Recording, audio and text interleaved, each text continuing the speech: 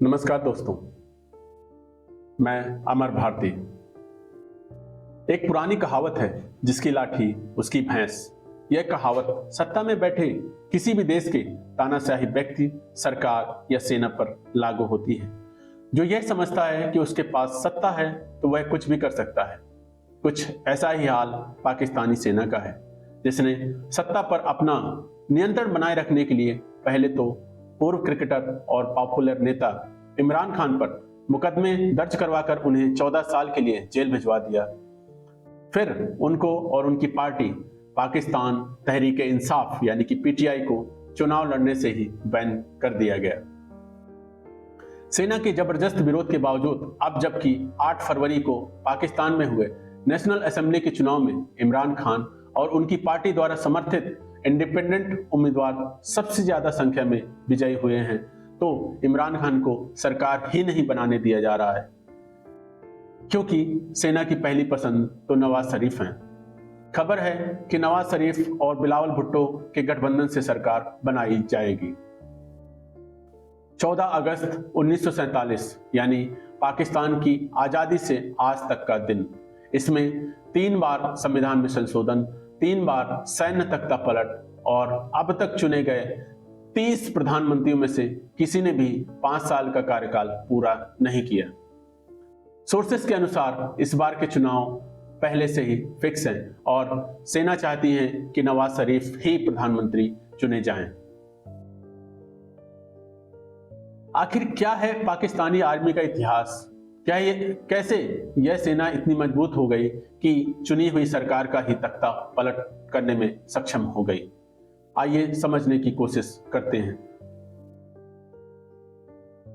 अगर बात 1947 के पाकिस्तानी मिलिट्री की जाए तो पूर्व पाकिस्तानी डिप्लोमेट हुसैन हक्कानी ने अपनी किताब India versus Pakistan why can't be just be friends में लिखा कि सेना के पास स्टार्टिंग से ही डिस्प्रोपोर्शनेट रिसोर्सेस मौजूद थे। विभाजन में पाकिस्तान के हिस्से में ब्रिटिश इंडिया की पॉपुलेशन का 21% और उसके राजस्व का 17% शामिल था। विभाजन की शर्तों के तहत पाकिस्तान को ब्रिटिश इंडिया की सेना का 30%, नौसेना का 40% और एयरफोर्स का 20% प्राप्त हुआ। कुछ समूहों को ब्रिटिश इंडियन सेना के लिए मार्शल सेना के रूप में रखा गया। इनमें ज्यादातर पश्तून और पंजाबी मुसलमान भी थे, जो अधिकतर उन क्षेत्रों से थे जो विभाजन के बाद पाकिस्तान का हिस्सा बन गए।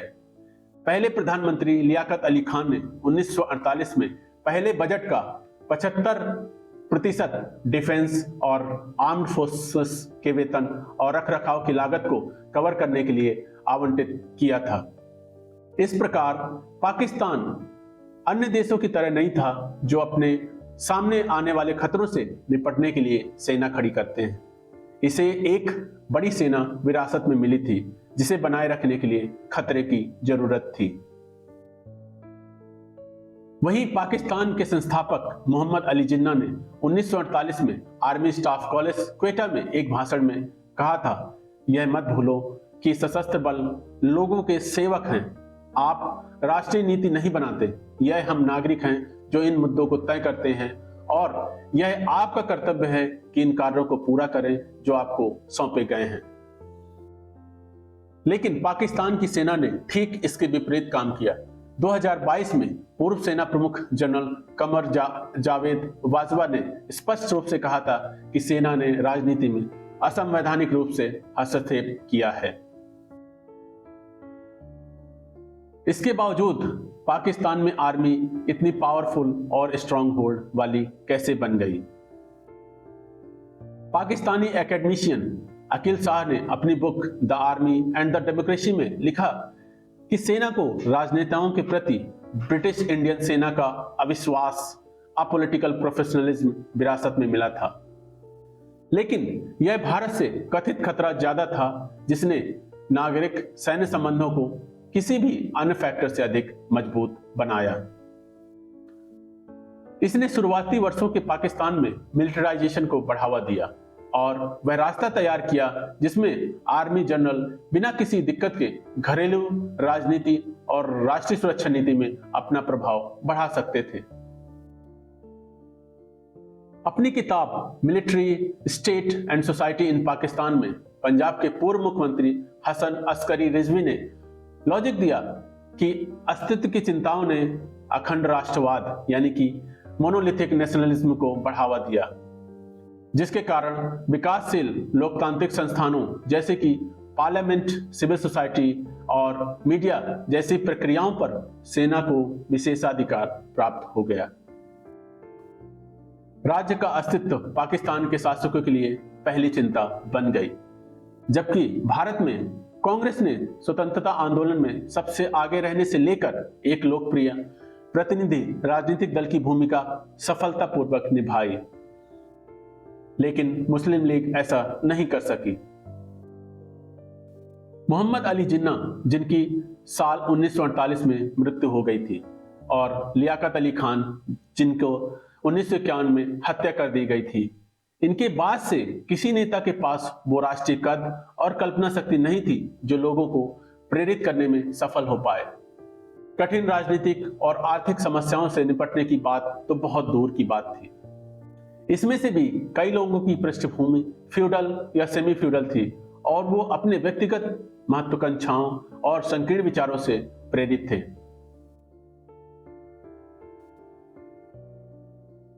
ऐसी ही कुछ वजह से पाकिस्तानी सेना ने चुनी हुई सरकार का 3 बार तख्ता पलट कर दिया। पहली बार साल 1958। एकेडमिशियन अकिल शाह के अनुसार कोल्ड वॉर के दौरान एशियाई और लैटिन अमेरिकी सेनाओं में अपने समकक्षों की तरह पाकिस्तानी सेना का मानना था कि सेंट्रलाइज्ड अथॉरिटी राष्ट्र निर्माण की कुंजी थी। यह समाज के समान राजनीतिक और आर्थिक आधुनिकीकरण को सुनिश्चित कर सकता था।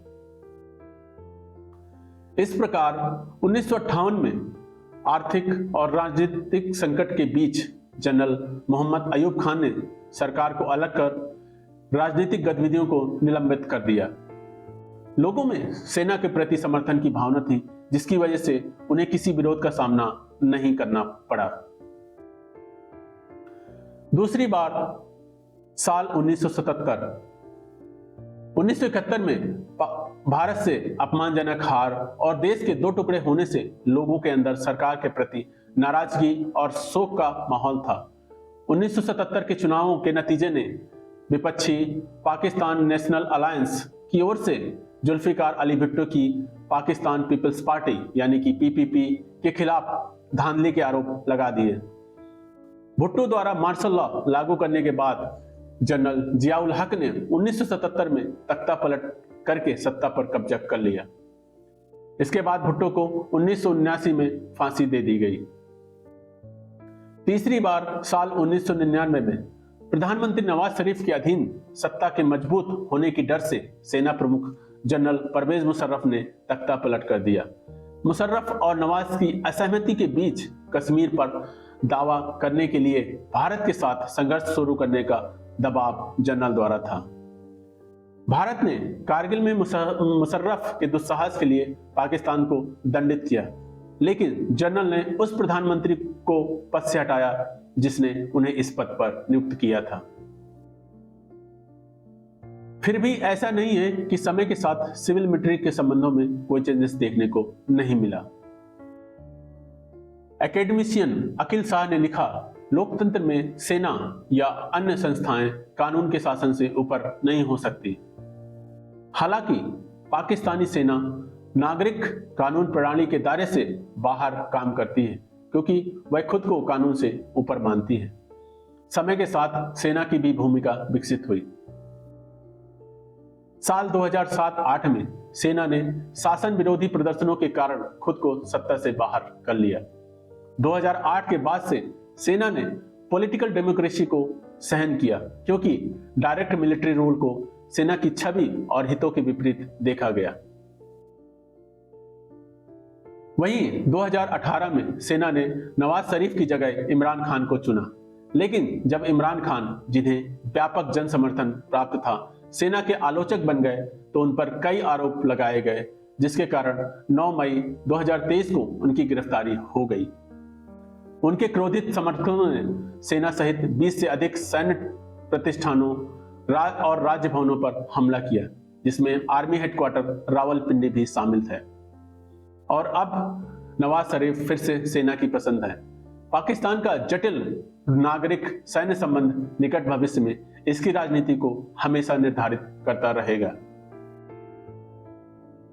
सम्मानित पाकिस्तानी अखबार डॉन ने उस समय लिखा था कि राजनीति में सेना का हस्तक्षेप व्यापक रहा है, जो अब तख्ता पलट के माध्यम से कमजोर व्यवस्थाओं को नियंत्रित करने तक पहुंच गया है और राजनीतिक नेताओं ने बहुत आसानी से सेना को यह जगह दे दी है। इन्हीं कमजोरियों के कारण संस्थागत सीमाओं का उल्लंघन हो रहा है।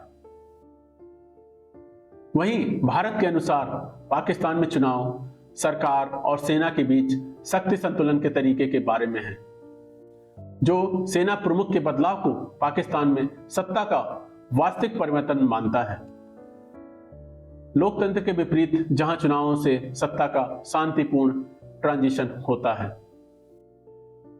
आपकी क्या राय है कमेंट में जरूर बताइएगा। वीडियो पसंद आया हो तो इसे लाइक और शेयर करें, और हाँ, अगर अभी तक सब्सक्राइब नहीं किया तो सब्सक्राइब जरूर कर लें, क्योंकि आपका सहयोग ही हमारी सफलता है। धन्यवाद।